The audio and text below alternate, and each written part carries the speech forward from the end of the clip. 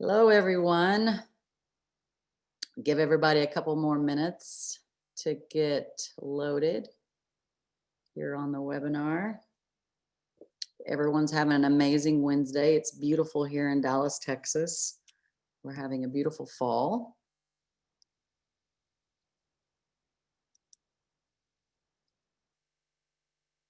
All right, everyone's on time today. Awesome.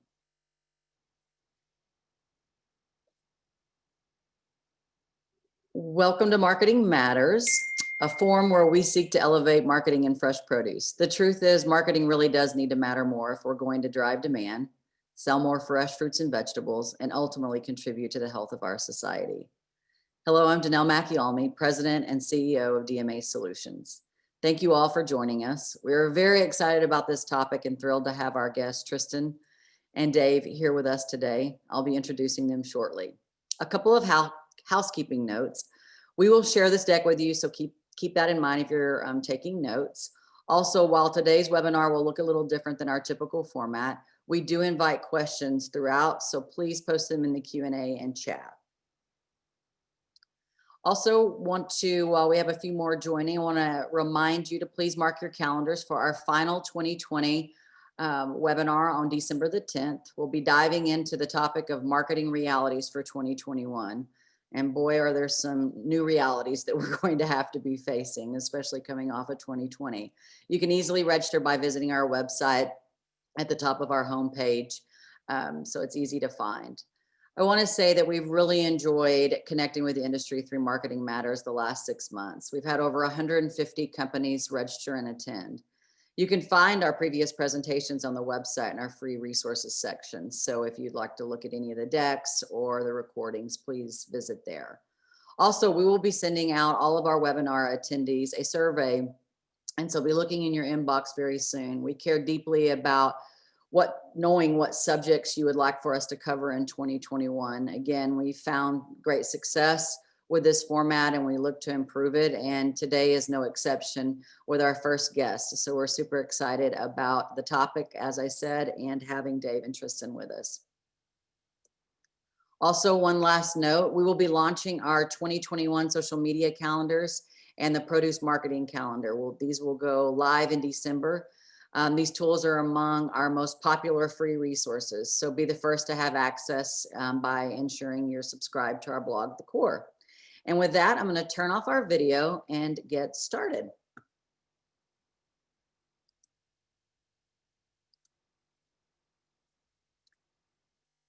The role of sales and marketing in fresh produce. Why this topic? Because when companies in this industry gain greater alignment with these two roles, we will sell more fresh produce and thus create a greater, more positive impact on society. In fact, I believe that sales and marketing alignment is among the top 3 challenges and thus opportunities that will make the greatest impact on our ability to increase demand in the next 10 years. Let's start this notion with a quick look back though. 25 years ago, at least when I started in fresh produce, there was sales first, and then there was marketing. Hands down, sales roles dominated and managed the majority of the relationship with the buying audience. The professional titles that we saw in fresh produce were typical vice president of sales and marketing, director of sales and marketing, and typically meant the positions were pretty much 90% sales with a little marketing on the side. And marketing activities were pretty much relegated to very specific things, such as, 25 years ago, we barely had 2 trade shows, press releases here or there, presentations, packaging, quite frankly, very tactical in nature. And that's my recollection of when I entered this industry. And I think many of you have heard me speak before, is I really wanted to do marketing when I entered the industry, but sales is what what people wanted to pay me to do. So, and if you look at just 15 years ago, that's when a shift started to take place. And what we started to see is that sales was evolving from a daily mad dash to sell loads and negotiate price, so very transactional, to a more digital contractual relationship with buyers. The sales role was becoming more advisory and consultative, requiring more intelligence and insights beyond quality, quantity, and price of products. Meanwhile, the marketing role was expanding rapidly as fresh produce started to get a taste of the vast opportunities presented themselves in the digital space with availability of new avenues to sell and influence, like on social media. No doubt about it, in my opinion, in our opinion, this was the beginning of what we consider the fresh produce marketing renaissance. And finally, because as an industry, we finally had access to affordable tools that would allow us to market our products beyond the traditional methods used in the B2B trade marketing. We started to see more distinction in the roles of sales and marketing in fresh produce, like vice president of marketing and certainly CMOs, etc. So that's, again, context kind of where we started to see the sales and marketing roles evolve. And if you look at today we're starting to see a significant shift towards both sales and marketing touching the expansive buying audiences of the products and services that we sell. In essence, these are two very different disciplines with common objectives and goals. And now there's this reality. So if we were doing this presentation in February, this slide wouldn't exist. And so now with this, companies across the supply chain are finding themselves in an unprecedented climate. COVID-19 has dramatically impacted how shoppers are making their purchase decisions, as well as how they're actually purchasing products, with a huge shift to online grocery delivery, for instance.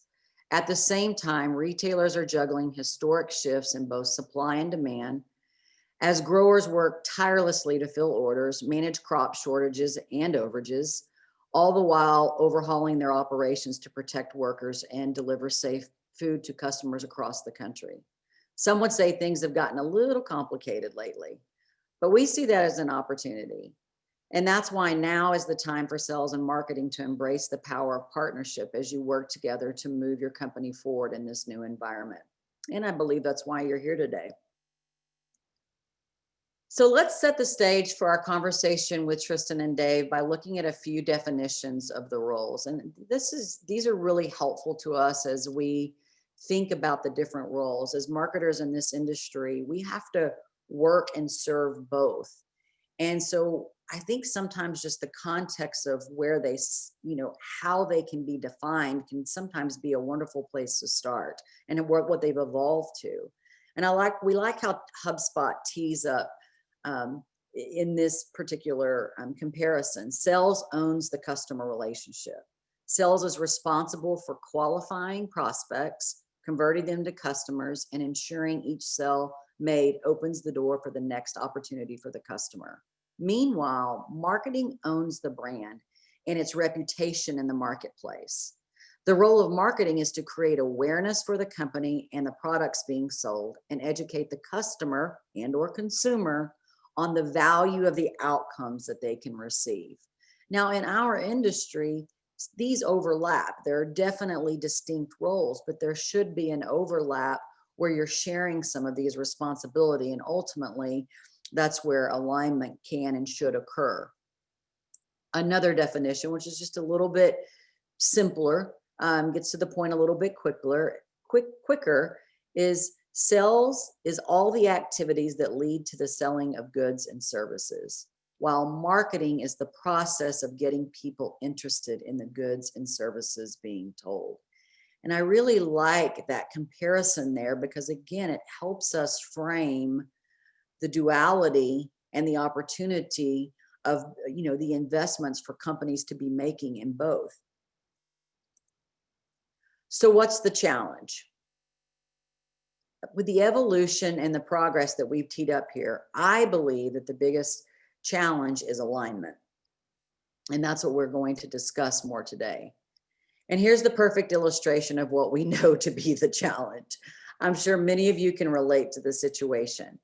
While this can feel like a lighthearted issue looking at a scenario represented in a comic strip, the misalignment between sales and marketing can net the same result in our business performance, a 0 on the scoreboard. And we cannot afford for that to be the case with so much potential, resources, and knowledge at our disposal today. And I think y'all can all appreciate Marcy Allen's humor here. For those of you who know Marcy, she put this into our deck. So just a little hat tip to Marcy and her humor. I like this. This Harvard Business Review quote illustrates that the opportunity for greater alignment with sales and marketing is not unique to fresh produce. This is a common opportunity businesses face, and there's evidence upon evidence to prove that when these roles are more in sync, positive results are the outcome. And that's our goal here today. I, along with our guest speakers, want to transparently tackle this topic and hopefully leave you with some experiences, ideas, and recommendations that you can use to improve collaboration between sales and marketing in your organization. And with that, I would now like to introduce our very first Marketing Matters guest panelists, Dave Anderson and Tristan Simpson. Dave Anderson is a 40-year veteran of the perishable grocery industry. For 24 years, he has served as the principal at Anderson Food Sales and Marketing, and is also the VP of Sales and Marketing with Bard Valley Date Growers, where he is responsible for worldwide sales and marketing initiatives. He has held various sales and marketing roles with companies to include Nestle Carnation Company, Tops Supermarkets, and Marketing Specialist Sales Company. Tristan Simpson also brings a wealth of marketing and sales experience with nearly 25 years of experience throughout the fresh produce supply chain. Tristan is currently the founder and CEO of Tristan Michelle, a consulting firm specializing in marketing, innovation, brand strategy, communications, and business development. Her prior roles include Chief Marketing Officer of both Monrovia Nursery Company and Ready Pack Foods. Before Ready Pack, Tristan has held a variety of roles in such companies as Nancy Specialty Foods, Frida's Specialty Produce, Sun Pacific, and Pandle Brothers, just to name a few. I'd like to welcome you both, so if you will please come forward with your video and microphones there. While we're getting set, I want to encourage you all again to ask questions throughout the chat, and certainly we'll try our best to get to them before we wrap up today. So with that, I am going to stop our share and go to gallery view so that you can see us all interacting here. Welcome, Dave and Tristan. It was glad to have you. It was kind of odd reading your bios. I've known you both for many, many moons. And so it was good to kind of catch up on some of your background, some of the things that we don't always know about each other. So I enjoyed getting to know a little bit more about you through your bios. I've had the privilege of working with you both in many capacities through the years, and I'm honored that you would come on and talk to us, certainly our audience and those of us here at DMA, about a topic that I think we can all agree is something that the more we think critically about and the more that we focus on getting sales and marketing aligned within our organizations, we have a chance to do what we're all here, what all our purpose is to increase demand for fresh food. So with that, and for our audience, we're going to make this casual. We're just going to have a conversation and ask a few questions. And one thing I can tell you about working with the two of them for as long as I have, we have a very comfortable way of agreeing and disagreeing potentially with each other or raising points. So please know that we have earned that dialogue with each other through the years, and I'm grateful for it. It's made me a better marketer and thinker. So thanks to you both for the journey that we've had together and being here with us today.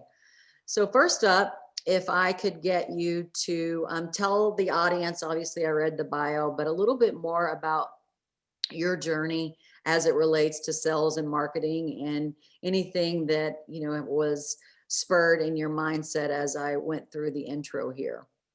Tristan, you want to start? Sure. Excuse me. Thank you, Danelle. I appreciate it. God, as I look back over 25 years, I can barely remember like last week. So I'm going to give you a little bit of where did it start? I actually came in through marketing first, and I loved your slides because it almost reminds me of like the kid that wants a seat at the table, that's always like trying to get in. And so we finally, we're both at the table. I started through marketing, and I really developed great relationships, and found my way into sales because of that, really, and have worked with such great people along the way. So I really didn't see the lines between sales and marketing. I really saw it about being of service to the customer. So in the Love it. 25 years, the companies you name, I've been in marketing, business development, in sales, back in marketing again. And ultimately, I've led teams of both. And so I understand the challenges for sure, being, and oftentimes the referee of both. So. Well, I think that what it also does is form, and I think that's something that we can utilize to our benefit is empathy, and sometimes Mhm. understanding what the each role is responsible for and how that's evolving. And I think sales is so ingrained in what we do because of the perishable nature that Right. it's the marketing side that we have a lot more opportunity to create that empathetic understanding with. Dave, how about you? I was really blessed, Danelle, and thank you for the 40-year mention. That I was hoping you might omit that, but honestly, to start with Nestle Carnation Company was really the ideal place to learn about the trade marketing side, and then to be party to a number of test product launches, and to see how the consumer marketing side affected demand for products was fascinating. And from there to go to the retailer side, and that was at the advent of home meal replacement, as you recall those days, right? So it was kind of a food service element there. Then got in on the broker side, and managed some really big brands on the perishable food side, both in terms of produce as well as dairy. And then really learned category management. So the journey for me is really on all three sides, right? Whether it's market, or whether it's sales, or whether it's actually working with a retailer. So I feel as though where we're at today, you mentioned the word empathy, right? I think it's critical for us, and we were talking early on for those that are online and viewing. You mentioned the word consultative, and I think it's a critical word for us when we're working, whether it's with colleagues or whether it's this integration that we seek between sales and marketing. Consultative selling, consultative marketing is critical, and that involves empathy. Right. So thank you, Dave. And so when obviously you've had the responsibility of both roles. And I guess for both of you, because it seems like it's been very entwined in your journey, whereas my journey was sales and a little bit of marketing and then all in marketing. And then, now, I mean, I can see, to your point, Tristan, when the lines are blurred, that's when we're going to be winning, right? When we have less potential distinction, because I think that's where the alignment's going to happen. What I what I would love to hear from you, and I think we could all learn from, is what do you think when there is resistance in organizations from an understanding standpoint, or the two roles or responsibilities not being in alignment, what do you think those barriers are, and how have you seen those be navigated, or how have you overcome them? We both ran both organizations before, so I would be interested in that. Sorry, I didn't know, Dave, if you want to go first, but well, I mean, part of it is just the brutal honesty, right? So first off, everybody's a marketer, Mhm. right? And I'm sure right? And the marketers go, oh, everybody's a marketer, right? But everybody sells. I don't care if you're in sales or you're all the way, you're on the front line, everybody's selling. Mhm. So part of it is to neutralize the subject too, right? This Mhm. is not about us. And I think that's to your point on empathy. This Mhm. isn't about us. And the more personal it gets, the more tension builds. And I Mhm. think a lot of folks on either side feel like it's about them. And I say, we are here, sales or marketing, to Mhm. be of service to the company, on one side, to those goals, but also to the end user. Right. to the consumer. So oftentimes what has really worked well is to getting people to move beyond it being so personal, Mm-hmm. understanding what we're here to do together, Mm-hmm. and that it's okay. Sales can, right? Sales can be involved in marketing, and marketing can be involved in sales, and it's okay. There's a lot of territorial Mm-hmm. issues that come up because of that, and I think it's just about trust and Right. understanding. And at least when we were Ready Pack Foods, we always had a joke about sales were like dogs and marketing were like cats, right? Sales was like, God, they just want to have fun. And that tail was wagging and they drink like no one else I've ever been in, right? They could drink. Yeah. Marketing was a little bit touchy, right? A little bit touch and go, not quite sure, and so we just had fun with it. So I think back to, just keep it real, right? And to not take it too serious, but that also was helpful. So. Do you think it's fair as an industry where marketing is still, I mean, I call the Renaissance 15 years ago, and the Renaissance to me is when the doors opened up and we could have more of a widespread relationship with the consumer. That's when the game changed, when we weren't, you didn't have to only be a super large company to have a relationship directly with the people that bought your product. So when the second coming of digital, when social media, when the consumer basically became in control, and that was in 2006. Time magazine put it on the front cover. The consumer is now in control, and it was a computer. And it was like, as consumers, we could decide who we wanted, brands that we wanted to interact with. And so it was up to us as brands to show up. And as an industry that was from a food marketing perspective, let's just look at food marketing. We're not on the front lines of that, right? The junk food folks are leading that charge and have been for a really long time. So as an industry that's still coming into its own and putting its arms around the opportunities for marketing, when you say, I agree with you 100% in terms of how we're going to gain alignment, is this, let's be in this together and let's have a common goal. But do you think because we're so in sales entrenched, that there's still a huge opportunity of what marketing is, and the challenge being that marketing was something 10 years ago and now it's way different? Like, we thought that some things in marketing were going to go away. They didn't. And so the role has multiplied by so much that it's hard if you didn't really understand what marketing could do relative. And then now it's changed so much. And Dave, I know you are sitting there, and definitely with the constituents, you're the decision makers that you're working with. I know that's something that you're continuously educating on. So my whole ramble there is more in the lines of our responsibility as marketers to educate as much as it is to do almost anything else. Well, I think I want to go back to what Tristan said, right, in terms of, Mhm. of cooperation. And so what we do is really, you have to share in whether it's financial, right? So like, we have bonuses are tied to shared metrics, right? Marketing Sure. has a financial interest in sales metrics. Sales has a financial interest in marketing metrics, right? So that automatically you're going to get some level of interest there, just self-interest, okay? Mhm. But more importantly, I think, we're a premium brand, and we cost more than everybody else. And it's incumbent upon us to communicate the benefits of our brand, which is we support our brand with the consumer, with the trade, right? And how do we do that? Well, the only way we can effectively do that is we have to educate our salespeople on the value of marketing. Right. And so in order to do that, we have to have people that are they're not transactional, right? They're strategic. Mhm. And so we have to have marketing people that can go out in the field and work with salespeople, right?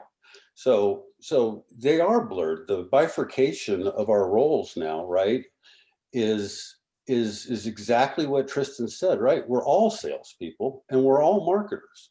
Mhm. And okay, you might have a different title on your business card, Mhm. but you can't operate any further, especially, and we'll talk about COVID here later on, but this is accelerated Mhm. all of this, right? COVID has, and Yep. I have some thoughts here I'll share in terms of how it's done that, Mhm. and strategies and tactics that we've employed to frankly take advantage of it. Thank you, Dave. Um, I, I, what I'm wanting to unpack a little bit more is the notion around, um, let me ask it this way. What would be your biggest recommendation for a marketer trying to validate marketing to sales? Because I think sales is just more easily understood. And obviously y'all know that we cater to the marketer in fresh produce. So we produce a lot amount of content, have a lot of dialogue with marketers that we work with and those that we don't. And the number one challenges the marketer has is explaining or all the things that marketing is doing, getting that into the sales conversation with the buyer.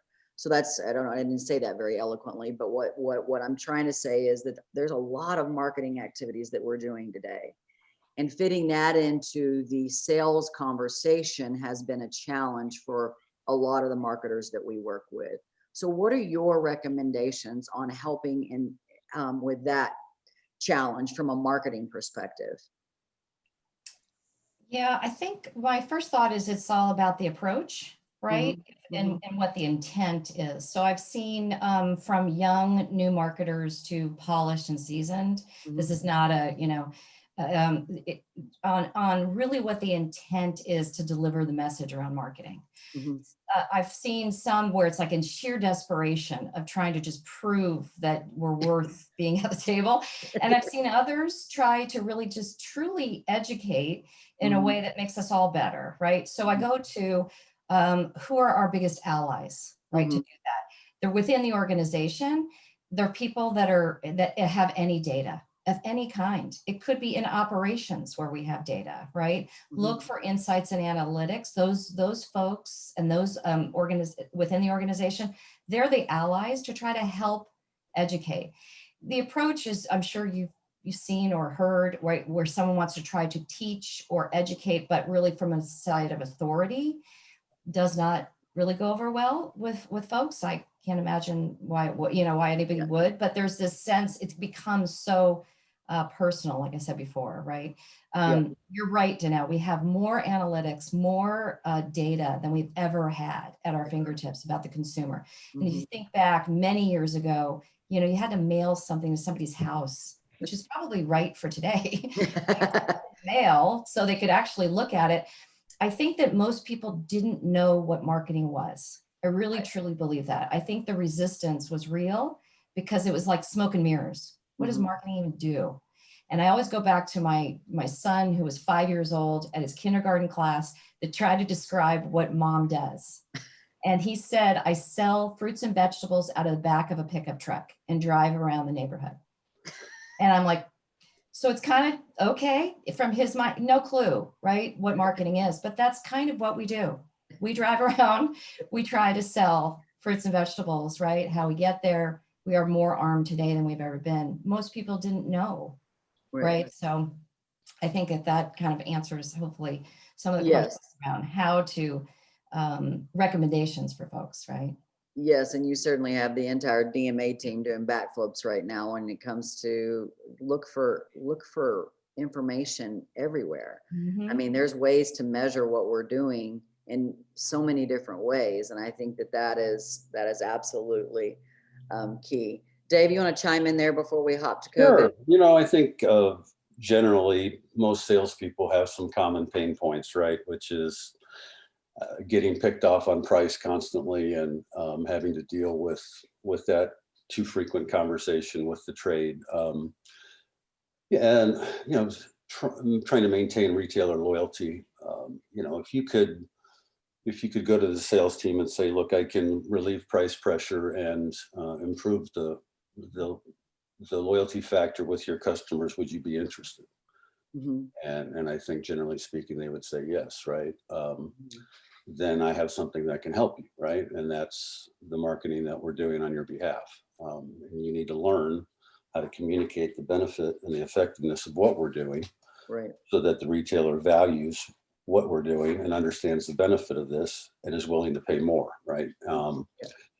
And only until we get to that fulcrum, right, that delta, that crescendo, I think, will we really accomplish what we seek to accomplish, which is to provide the value from one end of the chain, Mhm. and then deliver it on the other end, right? Right. Just in terms of a trade perspective, the Mhm. consumer is a whole different conversation, but I think that's the way we do it internally, right? Mhm. That's the way we sell, right? Which, you got to seek pain, right? How you seek pain, right? It's reversal, it's question,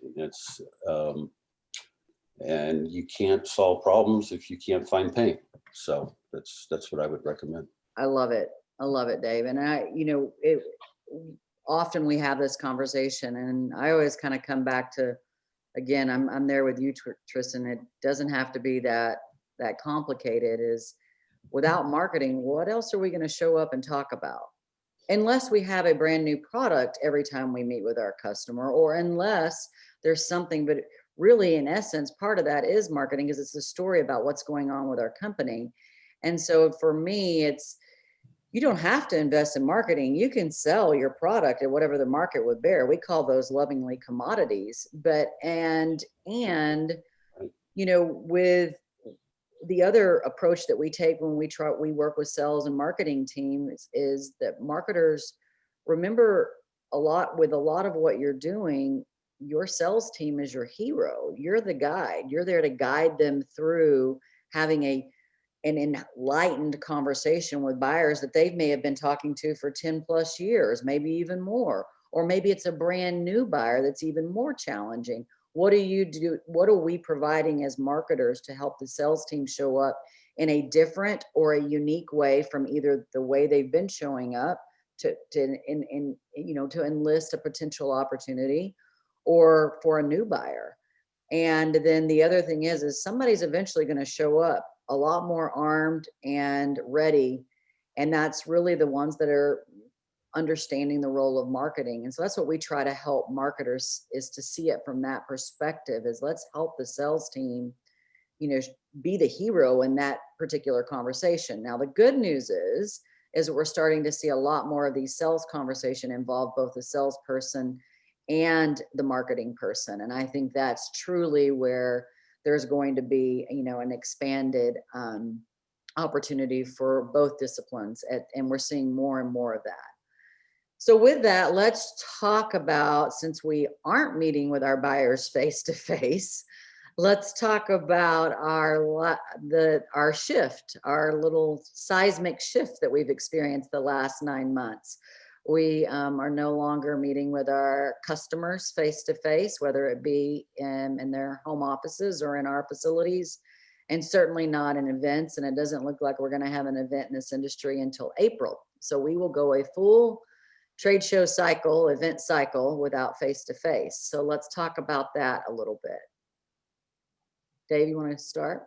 Sure. So, I would just open with, the obvious move to online, and you can debate whatever percentage of transactions is occurring. Obviously, it's more, right? We know that.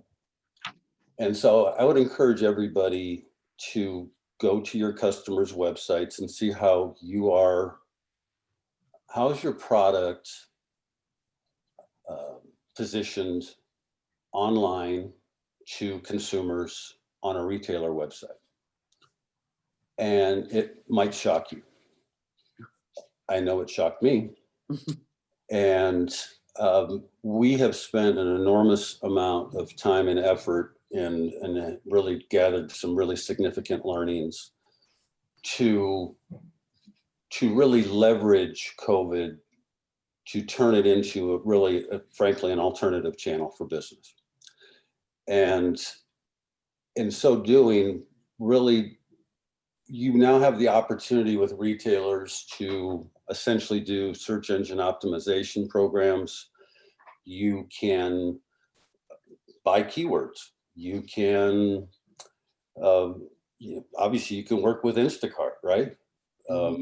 You can work with different companies like Checkout 51 or News America. There's all of these different digital opportunities that are all transaction related, right? They're all measurable. They all have an element of a sale involved here, right? And so when you say, well, how do I validate this, right? Which is new and it's different to my constituent, my grower. And it's all right there, right? It's not just eyeballs on the brand, right? Which is kind of this nebulous, sometimes ambiguous metric that I think we all can relate to, that sometimes, the grower, the eyes go back in the head and Right. I don't really get what that is. What does that mean? But yet this is it, right? We're doing business online now. No, it's not Amazon, but this is the reality. And so for us, this is really morphed now into working with companies that are actually responsible for managing your brand assets on retailer websites, right? Whether Syndigo or Quickie or these other companies, right? So, And to your point, what you're saying is that more people are shopping online. So they're shopping online and they're either picking up or having it delivered.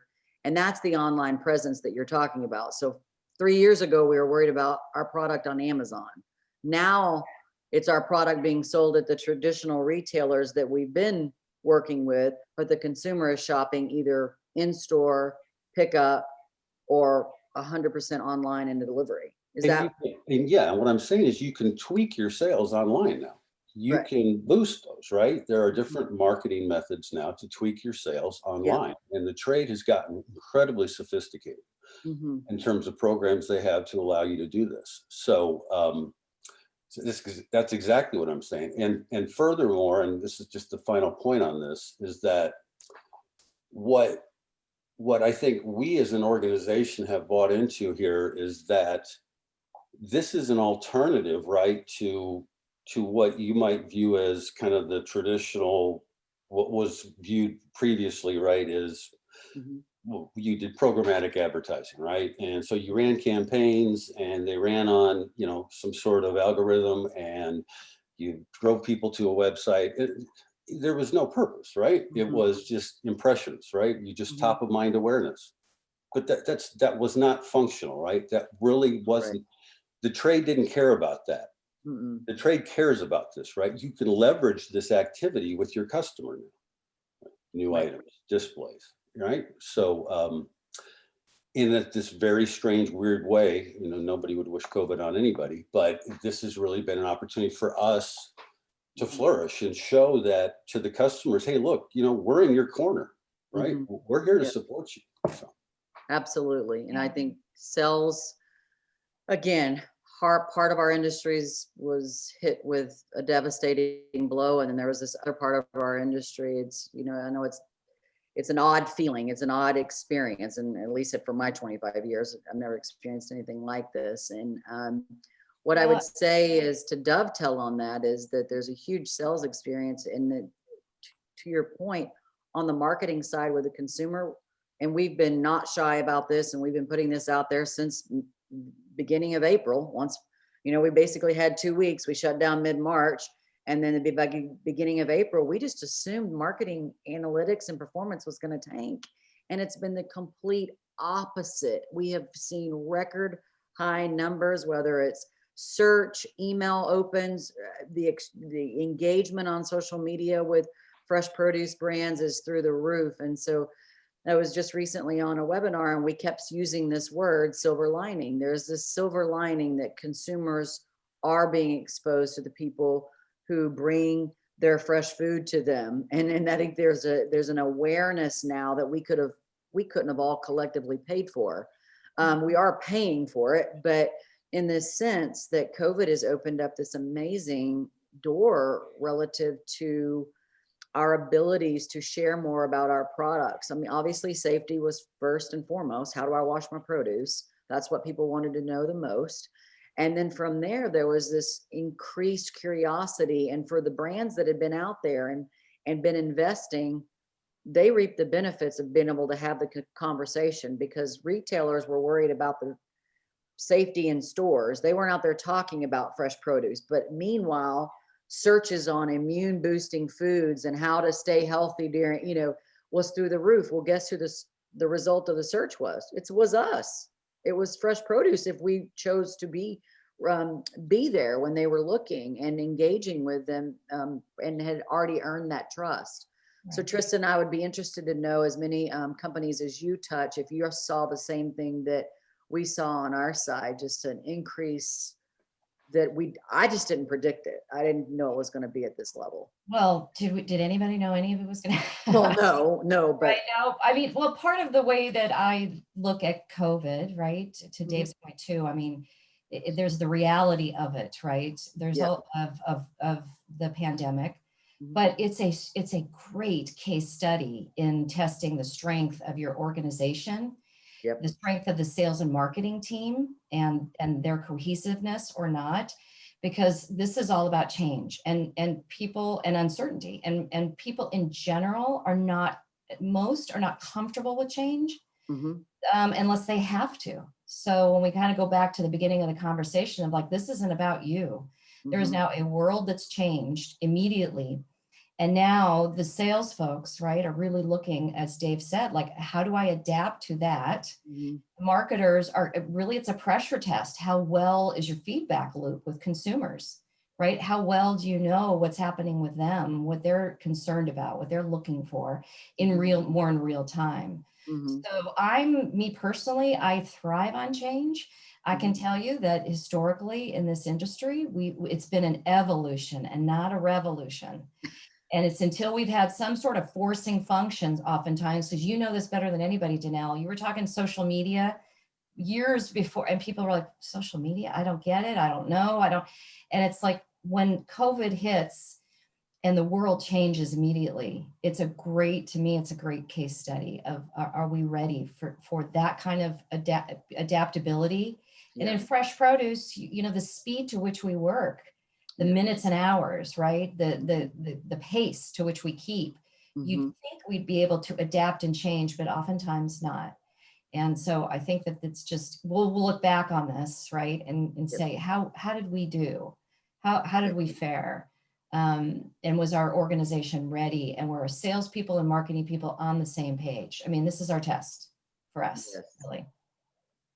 Amen, sister, Mhm. to all of that. And I published a piece right at the beginning of COVID because I felt what you felt. And I know Dave has the same feeling. And we've had this conversation of just kind of scratching our head going, do we go on with the promotion? The Mhm. fact is, yes, because our promotion performance is through the roof during a pandemic. It just doesn't seem like I don't know, it seems counterintuitive somewhat, but then Right. you're right. Like, we're learning a lot here, and our hypothesis seems to be correct. If we show up and we're a trusted brand for consumers, they're going to rely on us. And if you're ever going to rely on it, it's during, a trying time. And that's a wonderful thing for us to learn. And I wrote a piece at the beginning, is like, why is no one asking me about the ROI of social media right now? Right. No, I didn't have one, and I have that conversation Mhm.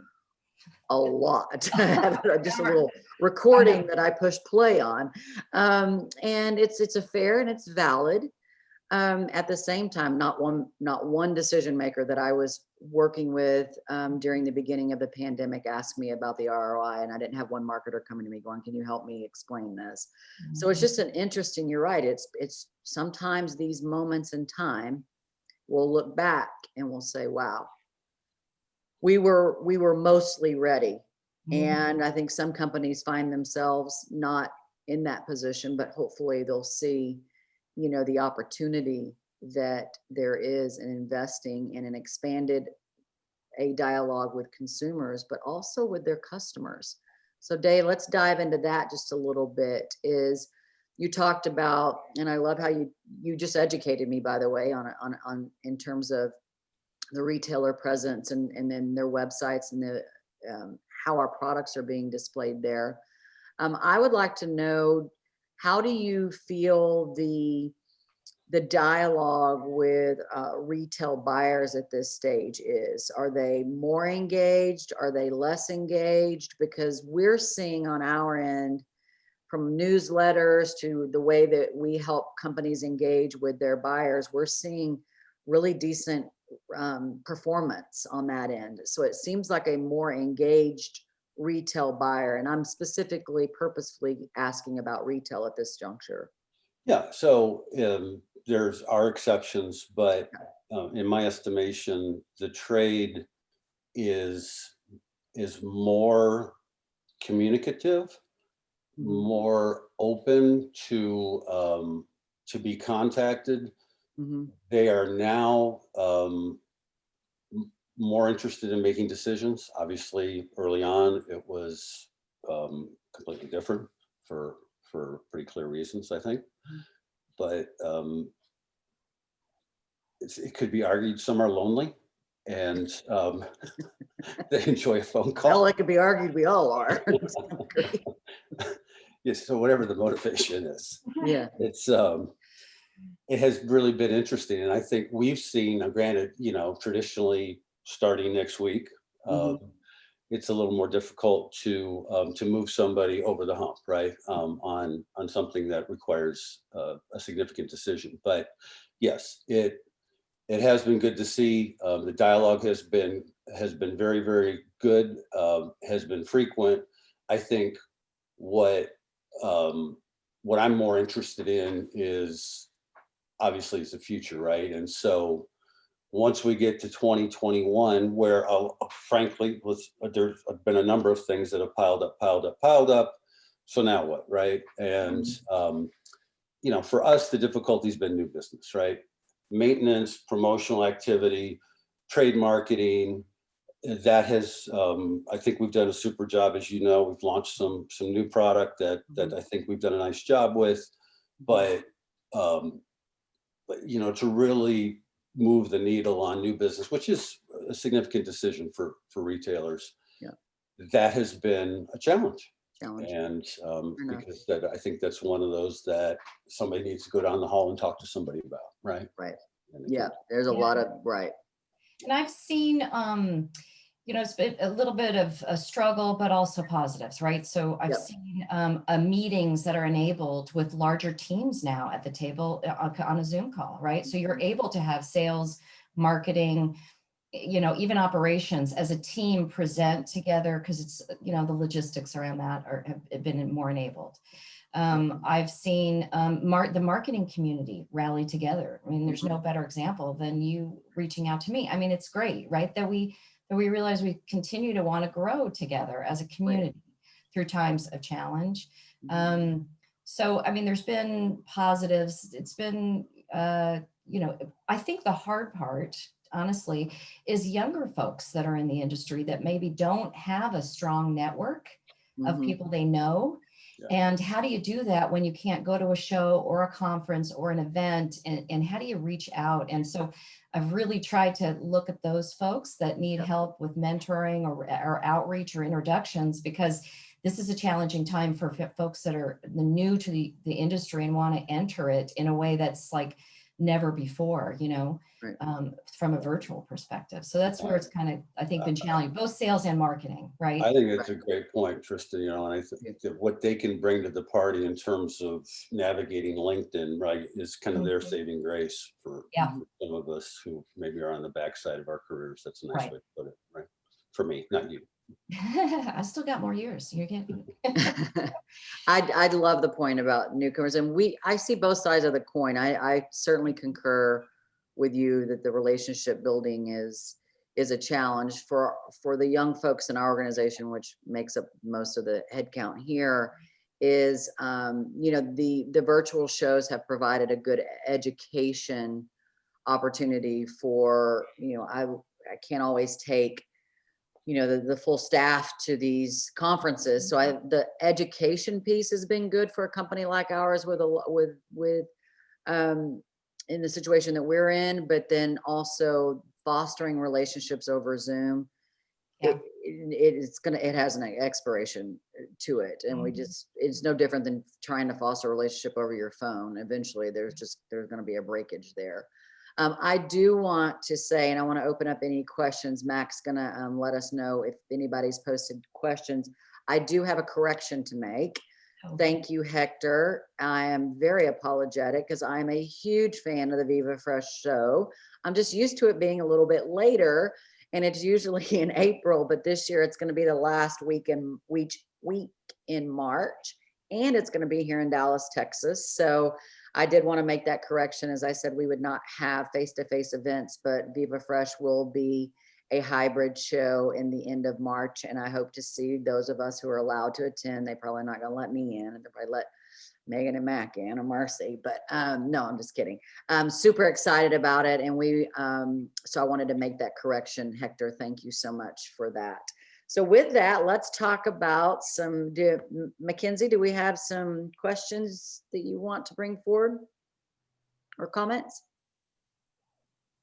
Hi, sure. We have a good question from John Toner. Thank you, John. He wants to know what the role of a CRM or a client relationship management software is in fresh produce companies today.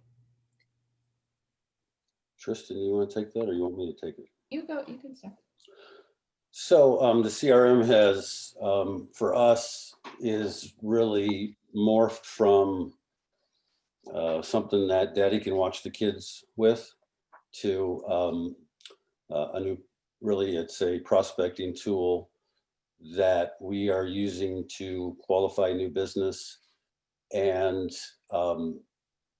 furthermore, there is a marketing integration with the CRM now that allows us to enter campaigns, to provide resources to the salespeople in real time that that support what's going on in terms of seasons, so that the team can pull things down from the CRM to share with the retailers. So it's become and it's getting better all the time. So it's a really pertinent and timely question, John, because I wouldn't have said that a year ago. I would have told you it's Right. something we all really dislike. Yeah. Dave, what CRM are y'all using? We're on SharePoint. Okay. It's a Microsoft SP, they call it. I So think it's there's a an good question. overlap in terms of marketing tech where CRMs and then the marketing technology that will basically provide you with all the analytics and a lot of other things. And so they're overlapping. No secret, DMA is a huge HubSpot house. Right. And so they also have their own CRM. So what we're starting to see is an overlap of CRM and marketing, basically, let's just call it marketing technology, analytics software starting to come together. And it's interesting because usually companies come to both through one door or the other. Very few come in and say, I want one that does both. And so it's an interesting time, but I do see the use of CRM. And what we love about it from a marketing standpoint is if sales teams can get really comfortable and learn to really truly utilize a CRM, then a lot of the marketing analytics and technology that we're, suggesting that brands invest in, it's a little bit of it's an amplifier as far as what we're seeing. Tristan, I don't know if you have any comments to. Yeah, no, I would just John's to question. add, it's more of an enabler. I mean, it's all about timing. So that's why it is a good question to ask now, where I think the question is about specific to fresh produce, but in general, technology enabled, programs, whether it's SharePoint or others, are I think are critical. We're all learning that, right? As I have more appreciation than ever for IT and technology, because we're wearing so many hats. We're having to really, it's a good time for CRM to be really an enabler, especially in sales and marketing.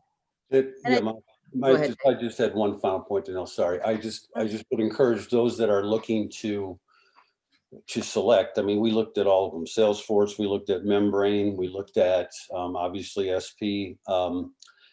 Just know that none of them will work out of the box, despite the fact that they will all tell you that they do. So So just understand what levels of customization are available. That's my single word of wisdom. So, Yeah, actually, you know what? I'll build on Dave's point because it's really important, is to have a champion in sales, marketing, and other functions to really create like a task force Mm-hmm. that own the launch of any CRM program, that it doesn't work right out of the box, like you said, that you do Mhm. need folks that are involved on the functional level to get it to where you need it to be. Okay, great. Mackenzie, are there any other questions? I think it would be really helpful for the audience if we could hear from you guys on some specific things that marketers can provide to help their sales team better engage in those conversations with buyers. What are some specific, be it tools or tangible assets or even questions that they can ask that in your experience have really aided in those conversations? Let's see. I mean, the challenge is it gets to be very specific on what the goal is, I guess, because I always go to the common goal. I typically look at what the value proposition is, right? And where to get that information to, if we're going to work together to build a client's business or a customer's business, what kinds of insights and analytics do we have? It's hard to be specific because I don't know the retailer or the you know the end game, but not everybody has syndicated data. You know, certainly if you have it, you know, there's good mining there. Mhm. You know, as some companies that I even work with, you get very scrappy around trying to find insights and analytics on your own to bring to the table.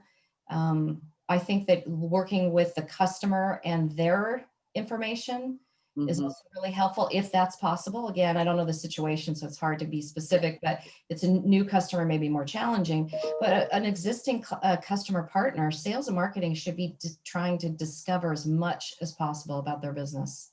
And using their maybe POS data is another one right to mine for too. So I don't know if that answered your question because it's hard to be as general as possible. Yeah, I think that's, I mean, you're right on. I mean, it's hard to pinpoint, but I think that the way we look at it here is, and this kind of goes whether it's existing customers or not, we look at data in three main areas.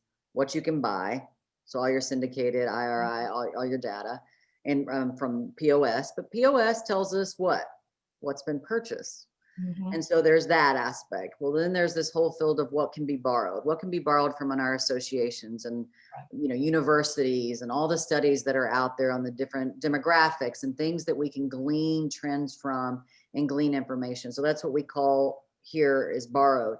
Then there's the owned. And the owned is what data are you mining about your products that should lead to more preferential data, meaning what would they buy if, and what are their preferences? Because then that opens the opportunity to look at R&D and to look at product, you name it. It gives us so much more intel. And so what we try to do is if we can bring all of that information together and tie it up with a bow, now our sales conversations, whoever's delivering it, sales, marketing, decision makers, now our sales conversations are driven by insights that are multifaceted versus here's what the POS data has provided us. So that's something definitely that I think is benefited a multitude of companies as we progress our conversation with retailers, because it's our job to educate them on our products and what could be and what is and what could be.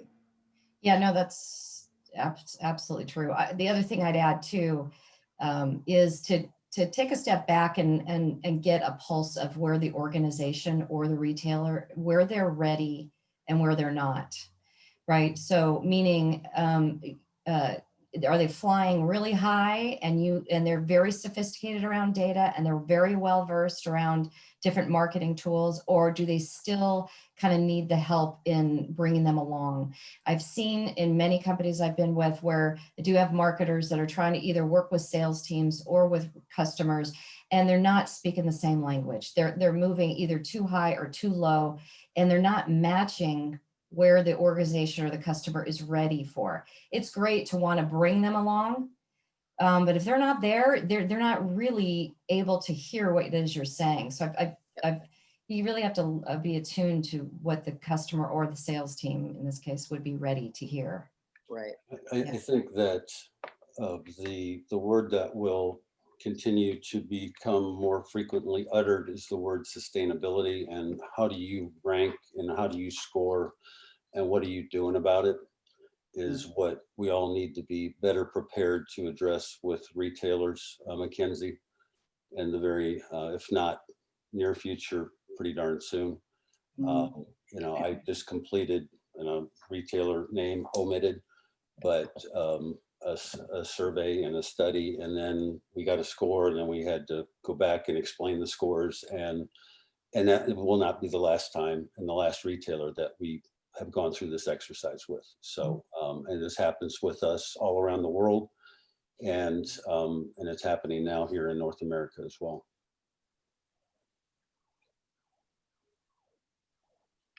So data, sustainability. Again, I think making sure that as marketers, we're thinking about the hero of the story. That's all the heroes that are involved in the story, but definitely relative to the sales team and definitely relative to our customers and the consumer. I mean, it's our job as the storytelling arm of the company. We have to think about how to elevate those stories to where it's more about them and less about us at the beginning, and we're the guide. We're there to help them in their journey, whatever audience it is that we're serving. So, well, I can't thank you two enough. I do not have a conversation with you that I don't enjoy. Maybe I've had a few that we didn't enjoy. Just kidding. Probably not. And but I learned from you. I think I love the way your minds work, and I just appreciate your dedication to our industry and the work that you're doing. And thank you for being our first guest as we navigate our webinar series here. You know, our intent is to, again, put out ideas and thoughts. We really want this to be a discussion mechanism for elevating our work together. And there's enough marketing and sales to go around. We have a lot of work to do to change the habits out there for people relative to the food they eat. So I think we just have a lot of work ahead of us. And I'm just honored that you all joined us today. And again, I know we all learned a lot, and I hope everyone has a great rest of the week. Great. Thank you. Thank you, Dana. Yeah. Absolutely. Thank you, everyone.